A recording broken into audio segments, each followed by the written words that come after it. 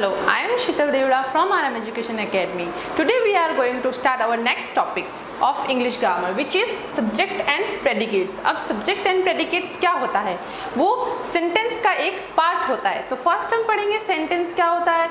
तो sentence, यहाँ ये definition लिखी है मैंने. तो what is definition? A group of words that makes complete sense is called sentence. बहुत सारे वर्ड्स का कोई ग्रुप हो उसे हम क्या बोलेंगे? सेंटेंस. लेकिन उसका कोई मतलब निकलना चाहिए, उसे हम क्या बोलेंगे? सेंटेंस. एग्जाम्पल देखेंगे. A red pen is on the table. A red pen मतलब एक लाल कलर का pen. Is on the table, वो टेबल पर है. तो इसका कोई मतलब निकल रहा है, पूरा मीनिंग आ रहा है, तो इसलिए हम इसको क्या बोलेंगे? Correct sentence. अगर मैं लिखती हूँ, नेक्स्ट एग्जाम्पल लिखती हूँ, I am a boy. But अगर मैं इसको उल्टा लिख देती हूँ, बॉय एम आई, तो क्या ये सेंटेंस राइट है? नो, क्योंकि इसका कोई सेंस नहीं निकल रहा है, ना प्रॉपर मीनिंग आ रहा है, इसलिए हम इसको सेंटेंस नहीं बोलेंगे. This is correct sentence because इसका हम करेक्ट मीनिंग निकाल सकते हैं. नाउ अभी हमने पढ़ा कि सेंटेंस क्या होता है. अब टॉपिक क्या आता है नेक्स्ट? सब्जेक्ट एंड प्रेडिकेट्स क्या होता है. तो फर्स्ट हम क्या पढ़ेंगे? सब्जेक्ट पढ़ेंगे. सेंटेंस में सब्जेक्ट क्या होता है? So definition is a subject is a part of the sentence which tells who और what the sentence is about. अब सब्जेक्ट किसको बोलेंगे? सेंटेंस में ऐसे कोई पर्सन, प्लेस, एनिमल या थिंग, उसके बारे में सेंटेंस में बात हो रही है, उसको हम क्या बोलेंगे? सब्जेक्ट बोलेंगे. अब आगे हम देखते हैं example. My cup is in the cup board. अब यहाँ माई कप क्या है? मेरा जो कप है वो कहाँ पर है? कप बोर्ड के अंदर है. तो यहाँ पे थिंग क्या हो गई? My cup. किसके बारे में बात हो रही है? कप के बारे में, मेरे कप के बारे में बात हो रही है. तो इसलिए इसको हम क्या बोलेंगे? सब्जेक्ट. नेक्स्ट एग्जाम्पल हम देखते हैं. The cat is jumping over a mouse. Cat चूहे के ऊपर कूद रही है. सो द कैट, यहाँ पे किसके बारे में बात हो रही है? कैट के बारे में बात हो रही है. कैट कूद रही है माउस के ऊपर. सो हम कैट को क्या बोलेंगे? यहाँ पे सब्जेक्ट बोलेंगे. Next example is the rose is red. तो यहाँ पे द रोज क्या है? सब्जेक्ट है, बिकॉज रोज के बारे में बात हो रही है. रोज इज अ थिंग, इसलिए हम इसको क्या बोलेंगे? सब्जेक्ट.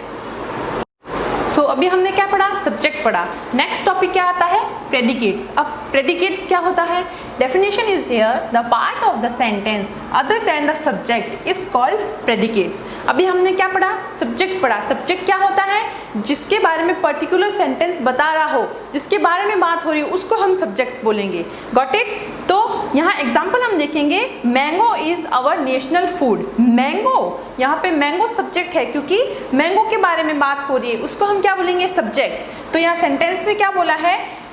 सब्जेक्ट के अलावा जो भी पार्ट बचता है उसको हम क्या बोलेंगे? प्रेडिकेट्स. Got it? मैंगो ये सब्जेक्ट हो गया, बाकी का पीछे जो सेंटेंस बच गया ये, इसको हम क्या बोलेंगे? प्रेडिकेट्स बोलेंगे.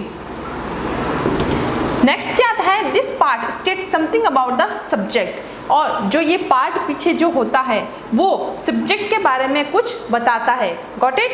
तो ये पार्ट जो हमें पीछे वाला एग्जाम्पल है, ये पार्ट हमें पूरा क्या बता रहा है? सब्जेक्ट के बारे में बता रहा है. मैंगो के बारे में बता रहा है. Is our national food. Mango क्या है? हमारा नेशनल फूड है.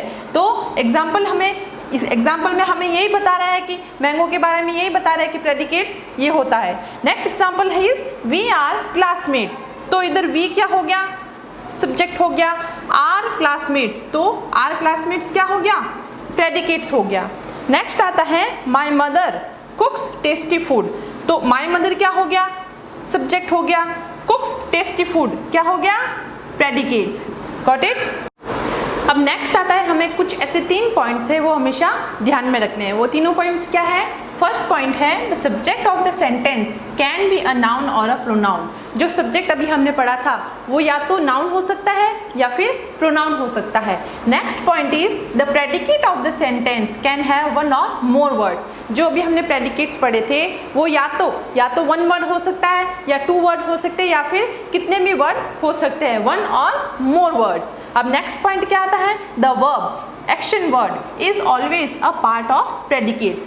सेंटेंस में कोई भी वर्ब आ रही है तो वो हमेशा किसके पार्ट होगी? प्रेडिकेट्स की पार्ट होगी.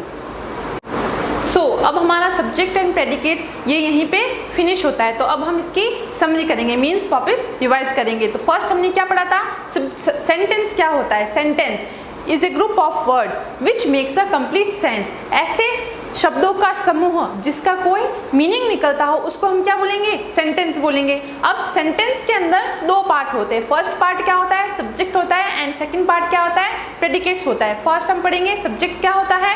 सब्जेक्ट जिसके बारे में सेंटेंस में कोई बात हो रही हो या जिसको पर्टिकुलर बता रहे हो उसको हम क्या बोलेंगे, सब्जेक्ट बोलेंगे। या तो फिर वो कोई पर्सन हो सकता है, या प्लेस हो सकता है, या थिंग हो सकता है, किसी का भी नाम हो सकता है। एंड नेक्स्ट क्या आता है, प्रेडिकेट्स। प्रेडिकेट्स क्या होते हैं, सब्जेक्ट को छोड़कर जो भी सेंटेंस बचता है उसको हम क्या बोलेंगे, प्रेडिकेट्स बोलेंगे। और लास्ट में हमने 3 पॉइंट्स पढ़े थे। फर्स्ट पॉइंट क्या था, a subject of the sentence can be a noun और प्रोनाउन। सब्जेक्ट या तो कोई नाउन हो सकता है या फिर प्रोनाउन हो सकता है। नेक्स्ट पॉइंट हमने पढ़ा था, a predicate of the sentence can have one or more words। और प्रेडिकेट्स जो भी होते हैं या तो फिर वो 1 वर्ड का भी हो सकता है या एक से ज़्यादा भी वर्ड्स उसमें हो सकते हैं। और नेक्स्ट हमने पढ़ा था, वर्ब कोई भी सेंटेंस में आ रही हो तो वो किसका पार्ट होगा, प्रेडिकेट्स का पार्ट होगा। हमारा टॉपिक यहीं खत्म होता है। मिलते हैं नेक्स्ट लेक्चर में। Thank you so much.